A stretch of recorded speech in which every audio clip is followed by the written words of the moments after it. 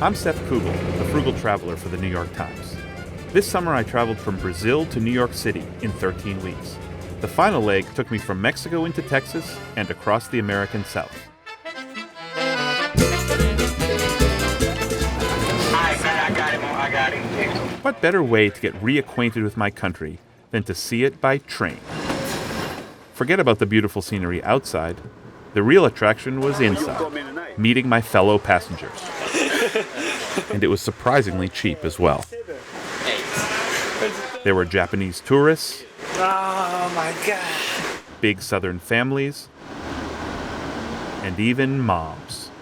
Back when my girls were 4 and 10, in the days of jogging suits, we put on our jogging suits and we got on the train in San Francisco area and took the train up to Seattle, Washington.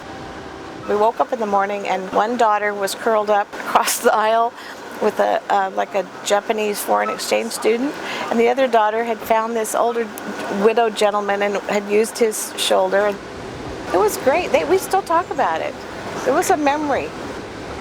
This is Danny in the cafe in the lounge car. It's time to put our thinking caps on. I find the experience of the train, you meet a lot of people from different countries and different states. And the staff treat you very nice. I would be glad.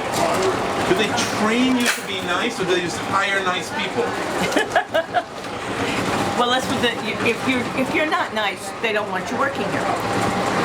So you really you've got to put some smiles into it. The train is so comfortable that you almost forget the point is to get off. My first stop was Lafayette, Louisiana, Cajun country, where I took a swamp tour, went to a duck festival, and learned how peppers are chosen for Tabasco. They have to compare the different shades of red to this. I also made a stop in New Orleans for music and high school football.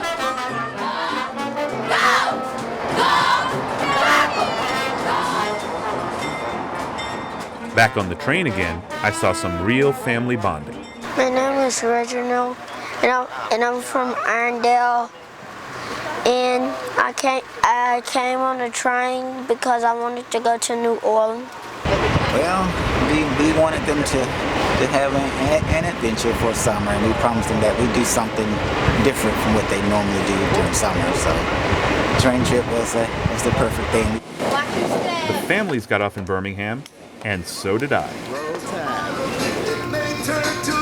I took a walk through civil rights history, visiting what was the official black business district during Jim Crow days, and even attended a live concert by the Temptations. Sort of. But they were a little bit stiff compared to my fellow travelers. This is a beautiful country. Just to look at the mountains and the desert and the plains and the cities. I don't think you can put a price on that. But you have to get off the train to see a place like Savannah, Georgia, with its gracious old squares and supposedly scary ghost tours. Jim pulls out his own gun and he fires 3 shots into Danny. And Danny dies right there on the floor of his study. A final night's ride brought my train trip to a close in Washington, D.C. Gather your belongings and make your way down the stairs to the center of the coach, where my brother and his family welcomed me. Let's roll. Yeah, let's rock and roll. Guys. I wouldn't be in New York for another day, but after 13 weeks on the road and 34 hotel rooms, it sure felt like home.